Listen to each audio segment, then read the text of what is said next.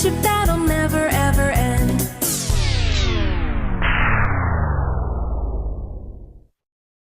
Run!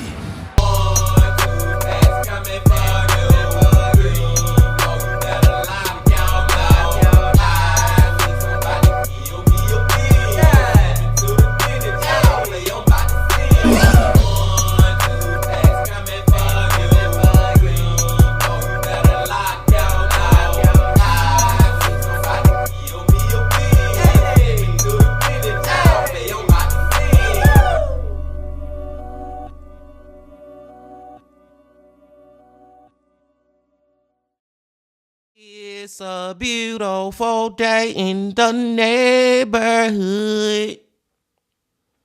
Reaction video 529. Out in that neighborhood, my brothers and sisters. So, for y'all that don't know, yesterday I put up a poll on our channel asking y'all on Thursday which Nick Crowley video should I react to. Because I know, I told y'all that the very next one we was gonna react to is the Daily Capper. You know what I'm saying? But then on Saturday, this past Saturday, Nick dropped a new video called The Children TV Show with a Dark Secret or something like that, man. And I'm looking like, that sound real freaking interesting too. So I don't know which one I should react to. So that's why I dropped that poll so the Bean team can decide. So after y'all watch this video with me, if y'all ain't voted on that poll yet, make sure you go do that. But I digress. Today, it is Tuesday, and we're about to go back to my brother from another mother. And that brother is Jose Ortiz from Evil Intentions. Back to Jose, y'all, and the title of the video is 3 Cruelly Slain Over $130. Boy clings to life with hole in his head. The story of Lena's restaurant. Now, just from the title, I'm thinking this was a robbery gone wrong. You know what I'm saying, man? I'm thinking whoever did this, they went up into this restaurant, demanded some money with a gun, and things got out of hand, man. You know what I'm saying, man? And they end up killing 3 people. And I'm just hoping that since it say boy clings to life, that this boy actually survived, man. And you know what I'm saying, man? At least give us that much. But I don't know, at the same time, he could be part of the 3 people who were slain. You never know. You never freaking know with these Evil Intention stories. But I'm just ready to get into it.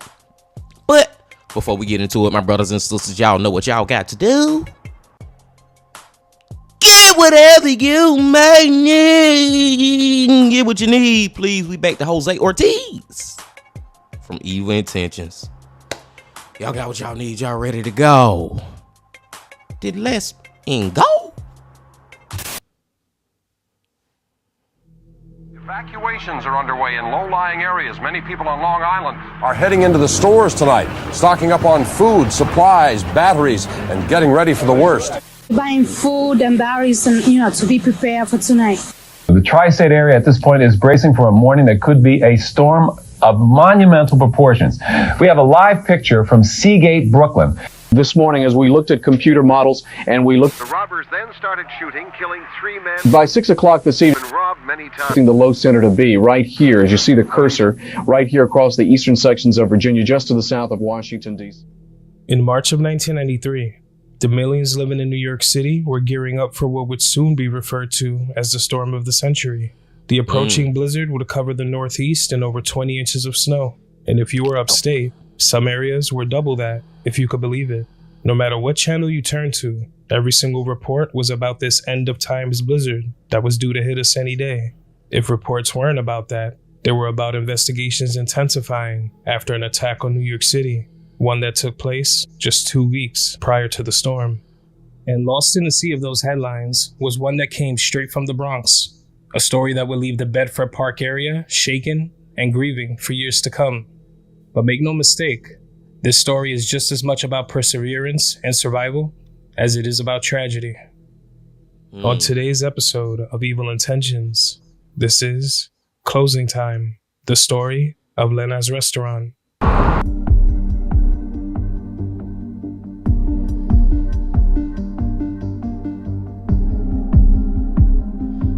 get whatever you may need. It is called. And I think that I heard that on one of those news reports we heard that left 3 men dead. So hopefully the little boy survived, man. It's already effed up. Rest in peace to those 3 dudes. But I'm trying to just get some good out of the story, my brothers and sisters. But let's get into it. The Lena Mexican restaurant, but it's not much more than a hole-in-the-wall lunch counter on 198th Street, just off the Grand Concourse. The robbers then started shooting, killing 3 men, critically injuring a 14-year-old. Lena's is located at 206 East 198th Street in the Bronx.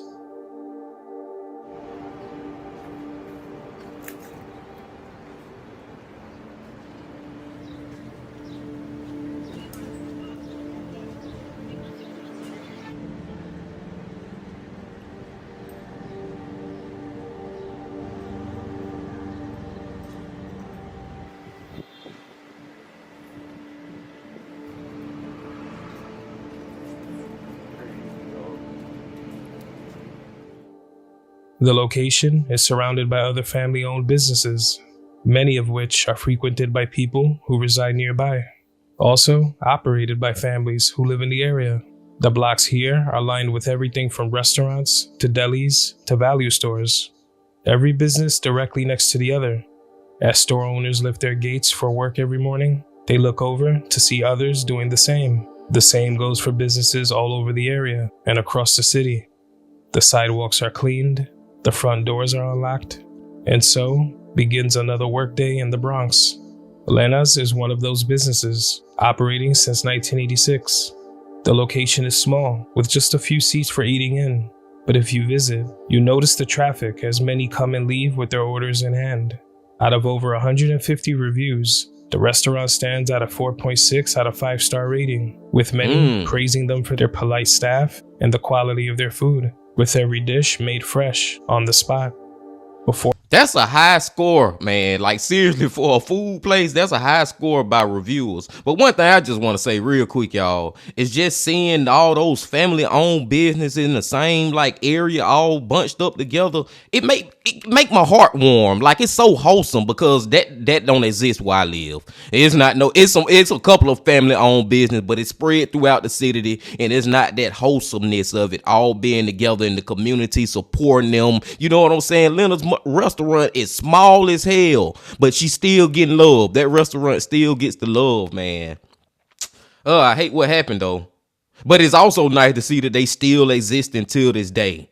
Let's go. Before Lena's opened its doors in the mid-80s, opening up a restaurant was a dream for its owners.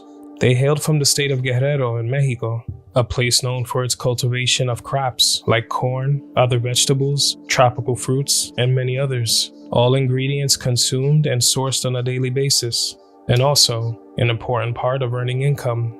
While many visit here to hit the beautiful beaches of Acapulco, or maybe Taxco for their handmade crafts and silver shops, the different regions of Guerrero would also earn a strong reputation for its thriving food culture, serving and perfecting traditional dishes like barbacoa de chivo, pozole, seafood cocktails, and everything in between. A beautiful place with layers of tradition. But in the 1960s, Guerrero would also experience all types of terror, with thousands of lives taken, kidnapped, or just flat out disappearing due to the ongoing war that would last until the early 80s. Through those decades, the region saw the rise of guerrilla groups and more tension and violence, an era known for injustice and poverty, mixed in with all its beauty and culture. The late 1960s was when the owners of Lena's, Mr. and Mrs. Parra, made their way to New York City. They came to the Big Apple with a strong work ethic, with Mrs. Parra working as a cleaner from morning to evening, and Mr. Parra as a cook at different restaurants, all to provide for their family, put food on the table, and to send money back home to their loved ones. They saved every last dollar they could until they had enough money to open up a place of their own, and they would name it after their daughter. It wasn't the biggest restaurant, but it was theirs, a result of their hard work. Years and years of persistence, creating something to call their own. The location at the time would open at 9 a.m. and close for business around 1 or 1:30 a.m. Mrs. Parra was now a cook, bringing a taste of home to Bedford Park, and Mr. Parra was co-owner of the business, where they'd often spend all 7 days of the week working. It was hard work, but it was also a dream come true. Since opening their doors in 1986, the establishment was loved by the community. Huge amounts of sweat and tears were poured into making it work. They were proud owners. The restaurant attracted everyone from students nearby to others who worked in nearby businesses. It was also known that if you walked into Lena's and didn't have enough money for a meal, you would not be turned away. They just accepted what you had and would be happy to feed you. It was a kind gesture by good people, and it didn't go unnoticed by those familiar with the place. While the location had its fair share of ups and downs throughout the years, it would be in the early 90s when an increase in crime in the area would result in Lena's being hit with frequent robberies. Damn. If you turn on the news today, it feels like history is repeating right before your eyes. Local businesses are often targeted and robbed on what feels like a daily basis. In many of those cases, nobody is physically hurt, but other times, it doesn't turn out that way. It was no different in the 80s and 90s. In 1992, Lena's would be robbed a total of 4 or 5 times, with most of those taking place in January of that year alone.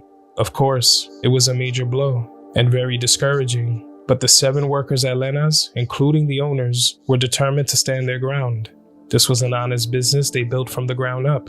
They knew their community. They had gotten to know the other residents. They respected everyone and got the same respect back.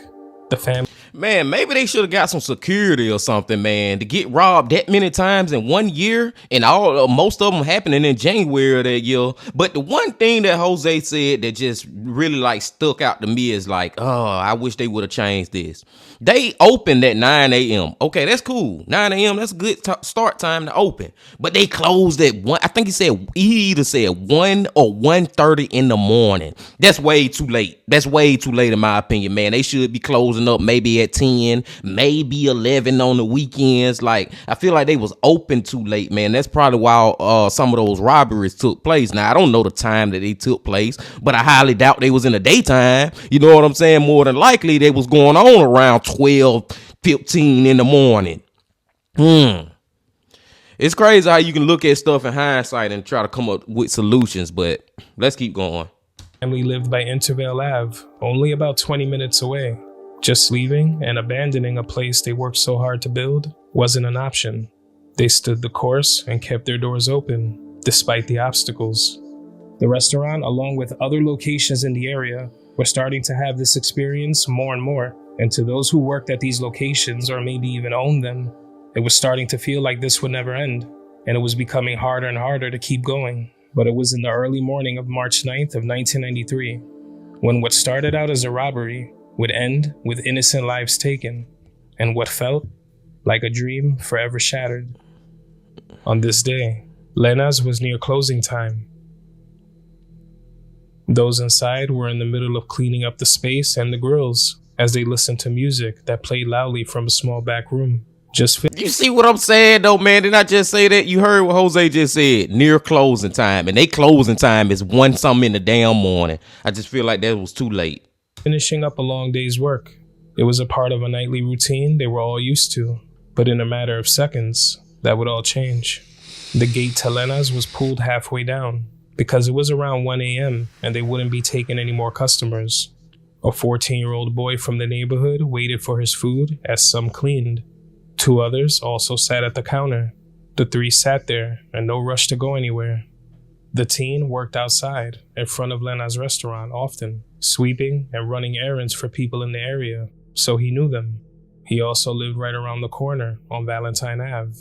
The food he was waiting for was his payment for his work, since they couldn't always afford to pay him in cash. The restaurant didn't make a lot of money.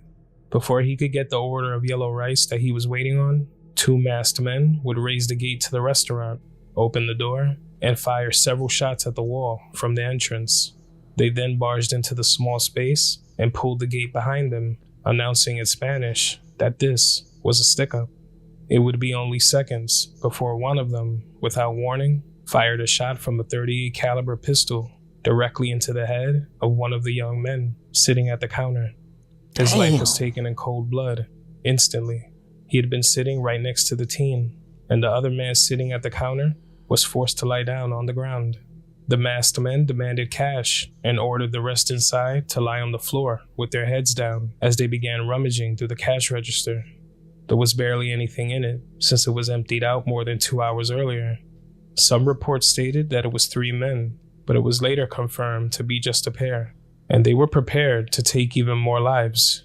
It was believed that they had grown furious at the small amount of cash they got their hands on, and so, even though they took all the money they could, it wasn't enough.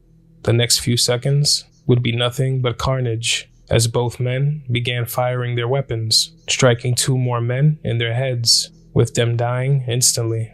The 14-year-old, who had no space to get on the ground, covered his head and was face down on the counter, but decided last minute to make an attempt for the door, fearing that he wouldn't make it out alive. But before he could stand to run, one of the men held the barrel of his weapon up to his left temple and fired. It all happened in seconds, a life-altering event, all in the blink of an eye. Like, how could you kill anybody? How could you put a gun up to anybody's head and pull the trigger? But a 14-year-old child, really? I feel like these dudes came in here bloodthirsty from the beginning. They was bloodthirsty because as soon as they came in there, they killed somebody. Now, maybe you can make the argument that they did that to let everybody else know that they ain't BSing. They want the money. But here's my problem. Either they got to be the dumbest mother in the world, or they got to be the dumbest in the world, because ain't nowhere in the hell you think that restaurant really got a lot of money in it. Seriously, how much money was y'all expecting to get out of these people? This is a small family-owned business, man. Look, just by the size of it. Seriously, what you thought you gonna get away with a couple $1,000? That's worth killing 4 people if you include the boy. Like, I just think, man, yeah, they probably went in there with the intentions to rob, but they also went in there with some other evil intentions, and that was to kill. Point blank, period. Right before the rest were shot, another worker who was behind the counter had ran out from the kitchen in the back when he heard the commotion at first. One of those 2 men forced his head down and told him to give him the money in the cash register, and he did. But regardless, they began shooting. He managed to escape the chaos by crawling out of a back room exit into an alley and jumping over fences to get as far away as possible. He had no way of defending himself from these mad men who were both armed. It was said that they might have even looked for him, looking to leave no witnesses, but he was fast enough to get away, and he hid in an alley not far until he heard the sounds of sirens nearby. The teenager who had been shot stood there, bleeding out, but he was still alive. He turned his face just as the masked man pulled the trigger. The bullet went through the front of his skull and exited from between his eyes. With his face bleeding and his head rattled, he played dead until the men ran out of the restaurant. He was barely able to see anything, and he was clinging to life as blood ran down his face. He stumbled out of the front door of Lena's and up the street to a payphone that stood outside of a corner bodega, leaving a trail of blood behind him. Someone was already on the phone placing a call to 911. That person passed a 14-year-old victim the phone because somehow, even in this state, he was able to provide some details of what took place. Authorities arrived on the scene soon after, finding a total of 3 dead. The teen who was shot in the head was miraculously still alive and fully conscious. He was rushed to Jacoby Hospital in critical but stable condition. Soon after his arrival, his father made it to the hospital. Feeling as if his life was slipping away from him, he would begin to beg his father to save his life. "Please don't let me die." His father stood by his side the entire time, trying his best to comfort him, reassuring him that everything was going to be okay. The doctors were confident that he would make it, and all he had to do was hang in there. He had already shown amazing strength, making his way out of the nightmare inside of Lena's, playing dead while masked gunmen were still inside, willing to finish him off. He was even able to give authorities certain details while critically injured. He was left in good hands at the hospital and survived. The shot to the head would result in the teen losing 80% of his vision from his left eye and losing the hearing in his left ear. There was also a high school student who was working that night. He was doing dishes in the back, and the radio was playing loudly. He told authorities he hadn't realized what was taking place out front. He didn't hear anything. All he heard was loud music, sounds of running water, and dishes banging into each other. A short while after the horror unfolded, the owners of the restaurant were called by police, informing them of what happened. They would arrive at the restaurant around 3 a.m. in shock and still unsure of what they were in for exactly. The entire block was filled with squad cars, police officers, and homicide detectives, looking to figure out what led to this. Blood covered the walls and floor. The space felt even smaller with the bodies on the ground, and investigators had to be very careful to not destroy evidence. There were bullet holes in the walls, the floor, and the counter. The cases were taken out of the walls and the ground, and the bodies were examined briefly. Right across the street, residents watched as each of the victims were carried out in body bags. At this point, word of the carnage had already made its way around, so they knew how bad it was. But seeing each body carried out this way made it all much more real. I just gotta say, y'all. Man. First of all, I want to say thank you that the boy survived. Thank you for that, and thank you for the dishwasher who didn't even know what the freak was going on, man. The whole time he survived. You know, these killers ain't go all the way through the restaurant and just try to find and make sure anybody in here we gonna kill you because we don't want to leave no witnesses. But I think we going down a path where we not gonna find out who these killers is. Long story short, story long, my brothers and sisters. I think this is about to be an unsolved mystery, man. I can just feel it. I can feel it in my soul for real, man. But let's see. I hate unsolved freaking mysteries. Y'all know that, and I think this is about to be another one.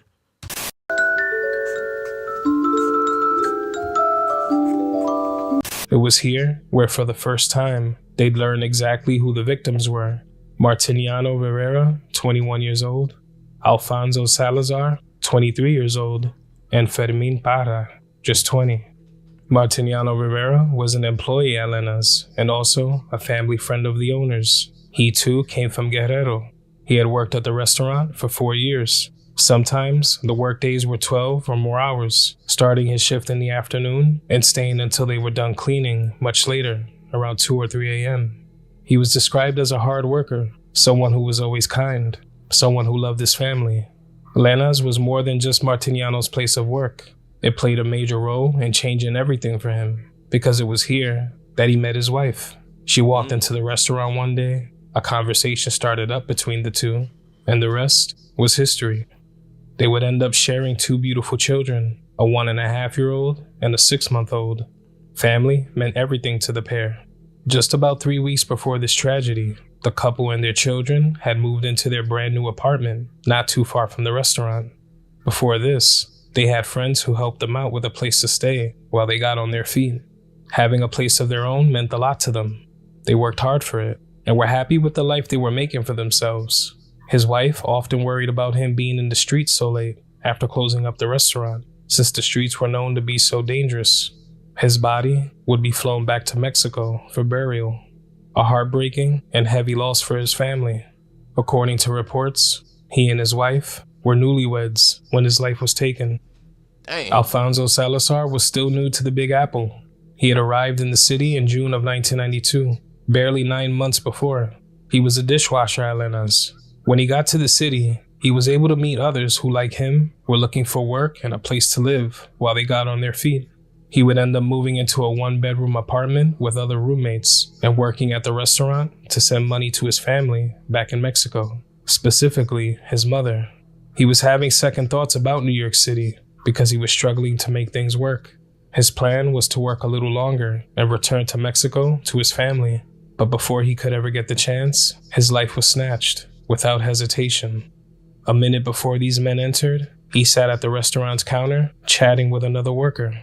He had his whole life ahead of him, but now he was gone. The third victim, Fermin Parra, was the nephew of Mr. and Mrs. Parra, the owners.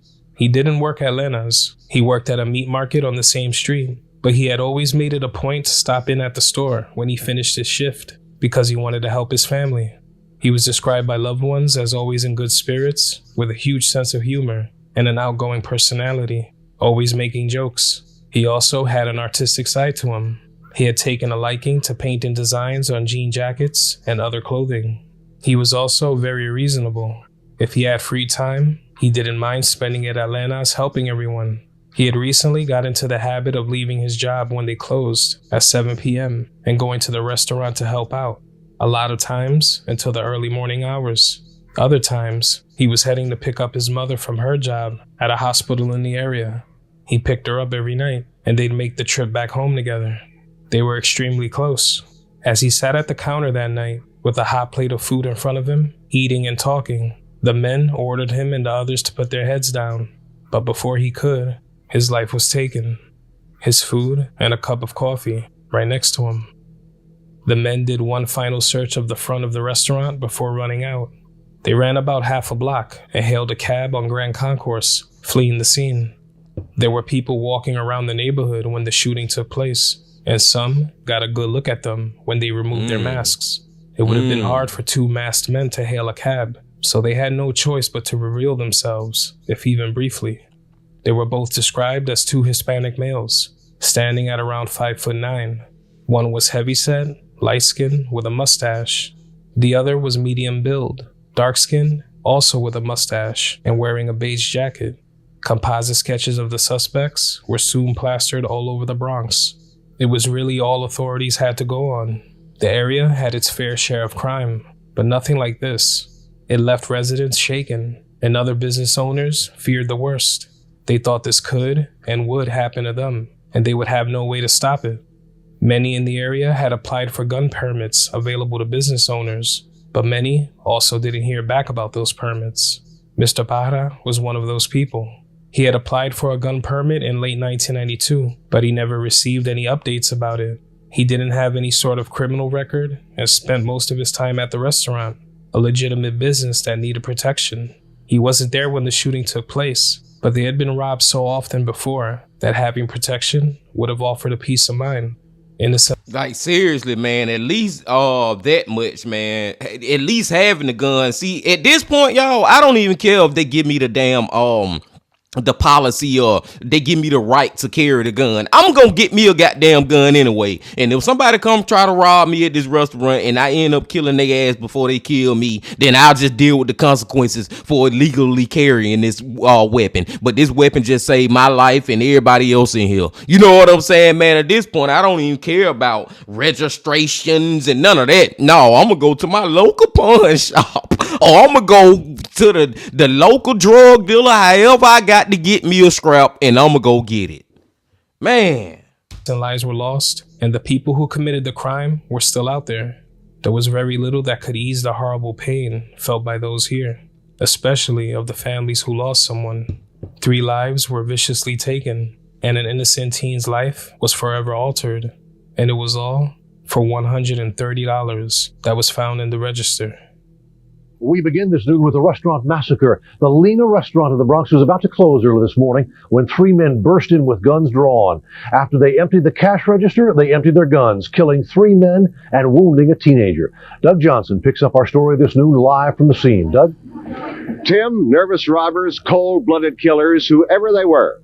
3 men opened fire in a small food establishment here.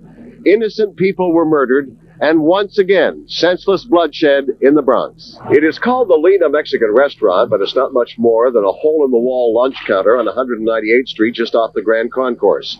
About 1 a.m., 3 armed men came into the place and demanded the money from the cash register. Then they forced everyone in the place to lie on the floor. The robbers then started shooting, killing 3 men, critically injuring a 14-year-old boy. Why did they start shooting? I don't know. I really don't know. But because the men who is still alive, they are give the money. And still they are shot. I don't know why. One of the guys is my nephew. They're coming to visit. He don't work here. I really don't know. This is a small business. It doesn't make a lot of money, but it's been robbed many times. How many times have you been robbed? 4 times. You've been robbed 4 times? Yeah. And do you make a lot of money here? No, not too much. But they're coming anytime. They're coming 7 o'clock, like 11 o'clock, like 10 o'clock, like 12 o'clock, anytime. It's not clear why these gunmen opened fire. They forced everyone to lie on the floor. And this place is so small, there's barely room for anyone to lie on the floor, but they were lying there. Why they opened fire, no one knows, although someone here who was an eyewitness who who left quickly after telling me this, said that he thinks one of them looked up and annoyed the gunman. Whatever. 3 men dead, a 14-year-old boy in serious condition in Fordham Hospital. Live in the Bronx for Doug Johnson, Channel 7, Eyewitness News. The investigation was quickly underway. The neighborhood wanted answers just as much as these families did. These were people that they'd grown used to seeing often, people they'd see on a daily basis. Now they were gone. To those in the surrounding area, every day without answers felt longer than the last. They could be walking or standing right by the people who did this, and they'd have no idea. Many others fit the description of the men. It wasn't enough to pinpoint who did this. The only other piece of information about these men was that they were believed to be Puerto Rican. This was because when they first came into the restaurant, they used certain words. The teen who had been critically injured in the robbery understood Spanish very well and even spoke it a little. When he explained what he heard as the men walked in, he stated that it sounded like a Puerto Rican talking. A man who frequented Lena's was quoted as saying, "That's a Puerto Rican talking. I know. I'm Puerto Rican. That's what a Puerto Rican would say. Give me the chavos. It's how you say money when you're angry. They hoodlums. They don't have the class to say dinero." It still wasn't enough to go on, but a tip would soon lead investigators to a different part of the city, Queens, New York. It was around 2:10 a.m. on Saturday, April 3rd of 1993, a little under a month later, when investigators received a tip that took them to the Queens Village home of 27-year-old Oscar Pagan. He fit the description that was given earlier on, and this was by witnesses who apparently saw as he hailed the cab right after the shooting. He was then picked out of a lineup by the surviving teen. He was charged with the slaying of the 3 innocent lives at Lena's. They were still searching for the man they believed was his accomplice. The news of At least we got one of them, y'all, so far, man, because I just knew that we was heading down that road of this just being another unsolved mystery. Mr. Ballin just hit us with an unsolved mystery yesterday, y'all. I get tired of these unsolved mysteries, man. At least they got one of them. Now let's hope they get the other one, and let's hope that they actually stay in prison, because we watch a lot of Jose Ortiz videos where these damn murderers, they get off. I hope they don't get off, but like I said, for now, at least we got one. An arrest quickly made its way around the Bedford Park area, on the news and all over the papers. On one hand, residents were happy to hear of the arrest. On the other, nothing could bring these people back or undo the horror that took place that night. The damage was done, and it was a lot to take in. Families who wanted nothing more than to work hard and keep their business thriving were now planning funerals and learning how to cope with this immense loss. But the one thing that everyone involved could agree with was that they all wanted justice, and a year and a half later, the case would go to trial. On Wednesday, November 9th of 1994, Oscar Pagan was convicted on 3 charges of murder, 1 attempted murder, and robbery. He was sentenced to a minimum of 83 years to life in prison for his involvement in the shooting at Lena's.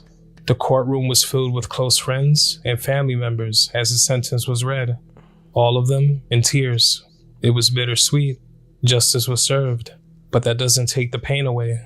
A family member of Fermin Paja at the courthouse had the following to say: "There's no Christmas anymore. There's nothing. In my house, he was always the kid, and now he's never going to be a kid again." His mother was quoted as saying, "Look at the pain in my face. When they did this to him, they did it to me." Oscar Pagan would insist that he was innocent of the crime and stated he was sorry for what happened, but he had nothing to do with it. In his words, he was being sent to prison for something he had no involvement in. It's unclear if any suspected accomplices were found or apprehended for their involvement. He tried to appeal his conviction in 1998 and 1999. Both appeals were denied. According to New York's incarcerated lookup, in September of 2015, he would die behind bars at the age of 49 years old after serving 22 years of his sentence. There was no information on how he passed. The survivor who had the courage to testify against Pagan in court would suffer nightmares and severe psychological trauma after what happened to him and the others. He was happy to walk away with his life, but actually forgetting and moving forward, well, that was much easier said than done. And so, just days after the horrors that unfolded, After the burials, after the headlines, still in shock, those at Lena's restaurant tried their best to regain a sense of normality. The floors were cleaned, anything damaged was fixed, the holes in the walls made by the bullets that flew that day were filled in, and business resumed. But still, the awful memories lingered. Those who kept working there couldn't shake the image of bodies on the ground, the bodies of former co-workers and friends who weren't here anymore. Some family members from nearby did their best to avoid walking past the restaurant because it was a harsh reminder. This was a business that came from so much hard work, once a dream come true. Now, it was the site of a grisly triple murder, something they couldn't forget, even if they tried. With all that had taken place, many assumed that Lena's was shut down and close its doors forever, but this wasn't the case. Now, more than ever, they felt they needed to stand their ground. They didn't want to be driven away from the neighborhood, a place that started to feel like a second home. They didn't want to give up on all they worked so hard for. And that's the thing that I was saying at the very beginning of the video, y'all, when I was like, hey, but at least they still around to this day, man. So they made it through this horrible tragedy, man. And like Jose was saying, I know that boy, and he a grown man now, probably around. Now he a little older than me, but I know that he's still having nightmares about that to this day. Like whenever he think about what that bullet wound, it'll never leave his brain, man. It will never leave his freaking brain. But at least this time, my brothers and sisters, we got somebody convicted and he in there for life. Well, he dead now, you know what I'm saying? He was in there until he died, and I don't believe him saying that he wasn't the one who did it, because I believe the 14-year-old boy who identified him in a lineup. Let's finish it up. Parra was quoted as saying, "I don't feel good. And every day, I remember, I close earlier now, and business is not so good. I don't want to leave. I've got my little place." Mrs. Parra had the same feelings, expressing how she wanted to stay. She would say the following: "I'm not scared. Why? We don't do nothing wrong. We'll stay, now with more determination than ever, because now it has cost blood." While I recorded this video, different people from the area approached me, asking what I was working on. The second I mentioned Lena's, they knew exactly why I was there. These stories may not be on your evening news, and they're not covered by television programs. In many ways, it's as if it's been long forgotten, lost in an ocean of crimes that have plagued the city for decades. A tragic story that was out of the headlines just as fast as it ended up in them. But to those here, it's like it happened yesterday. Since then, Lena's still stands proud and active till this very day, surviving the horrors that took place in March of 1993, surviving the unpredictable years of 2020 and 2021, a time where many restaurants, big and small, were forced to shut down. They may have endured some of the worst, but nothing could ever destroy their spirit. A sister of Fermin Parra would say the following: "We want justice, not just for ourselves, but for other families who have had this in their lives. I see myself as just one person in a million, really. I am just a human being." This quote is my reason for covering today's story. This has happened so many times in this city, more times than we will ever really know. And each time it does, you can be sure that it leaves a lasting effect. These are stories that need to be told. Maybe, just maybe, we can prevent history from repeating itself. If you ever find yourself in the area and see Lena's, just know that it's more than a place to stop for a bite to eat, more than just the friendly faces behind the counter. Everyone's story is different, and this location still being here today speaks for itself. Courage, determination, and perseverance are the words I immediately think of when it comes to Lena's. May they always continue to thrive, and may the 3 innocent people who lost their lives continue to rest in peace. My condolences go out to all of their families, loved ones, and all affected. You aren't forgotten. You aren't forgotten, man. Rest in peace to those three. Jesus effing Christ, y'all. Like I said, man, I believe, and first of all, I don't believe it was just that one dude, what his name, Pagan, the guy who eventually got convicted for, at least we found one killer, and he had life in prison. He spent the rest of his life in prison. Thank God for that. But I believe he had an accomplice too. I don't think it was just one person, man. Now, the news reports were saying 3, but Jose was saying later on that a lot of people, witnesses, were saying that it was 2, and that's what I believe. I believe it was 2 of them. So it's crazy that one of them, long story short, story long, got away with it scot-free because Pagan or whatever his name was, he never ratted on the other dude. He was claiming he wasn't even there. But thank God that we had the 14-year-old that did survive to be able to identify him in the lineup and be like, yeah, that's him. And best believe that 14-year-old was not gonna forget who did something like that, man. And then the fact that you add up that they was Puerto Rican and he was Puerto Rican, Pagan was Puerto Rican and all that, man, it was him. It was most definitely him. I believe that. But man, it's just like, dude, how much money would y'all expecting to get out of this little family-owned business? You know what I'm saying, man? Like, really?